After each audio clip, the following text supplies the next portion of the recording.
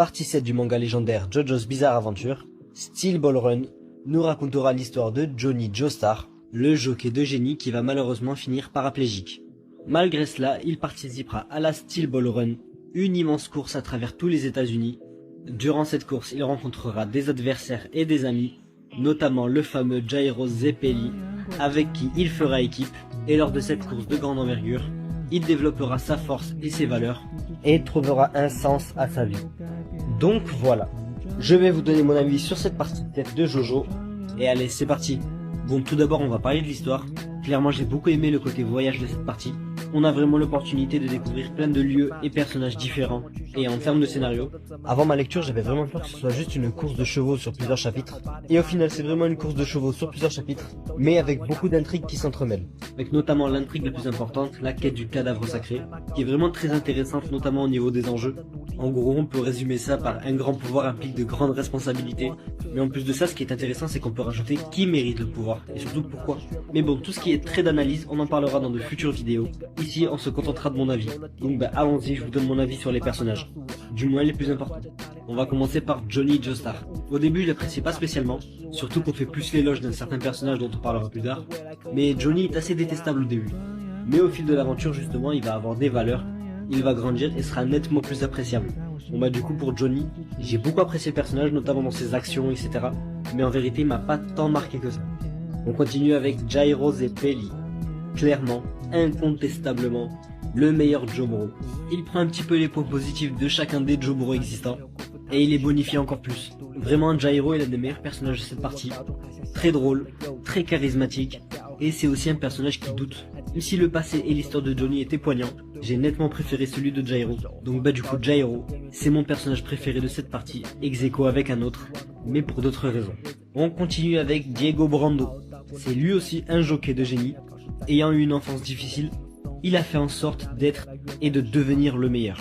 Aujourd'hui, c'est un concurrent très important lors de la Steel Ball Run. Il va mettre des bâtons dans les roues de nos amis. Et très franchement, c'est un bon antagoniste, avec une mort un petit peu trop expédiée pour l'importance qu'il avait. Mais bon, comme mourir une fois ne lui suffisait pas, sa deuxième mort est beaucoup plus surprenante. Diego est un personnage vraiment cool, c'est quelque chose de vraiment très bizarre dans cette partie. Les antagonistes ne le sont pas totalement.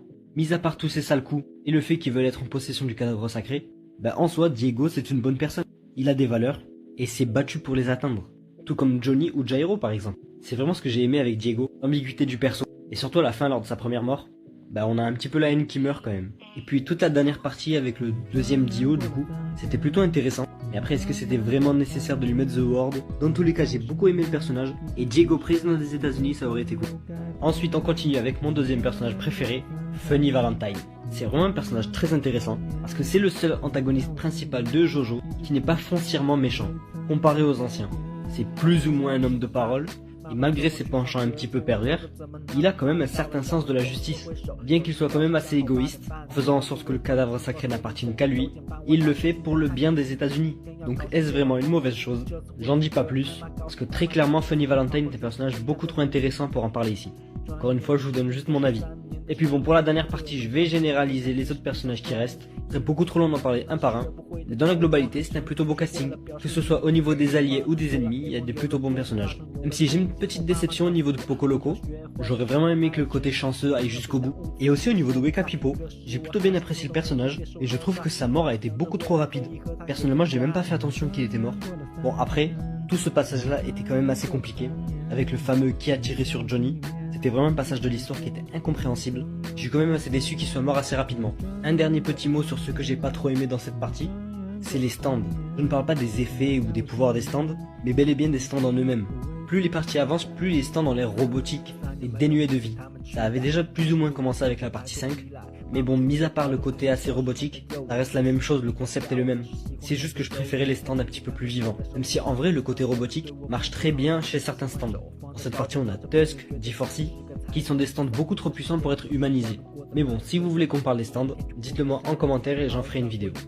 Donc pour conclure, Steel Ball Run est une excellente partie, un vent de fraîcheur dans l'univers de Jojo car on repart de zéro, avec de nouveaux personnages, une nouvelle histoire, un nouvel univers, et c'est pour le moment, pour moi, la meilleure partie de Jojo.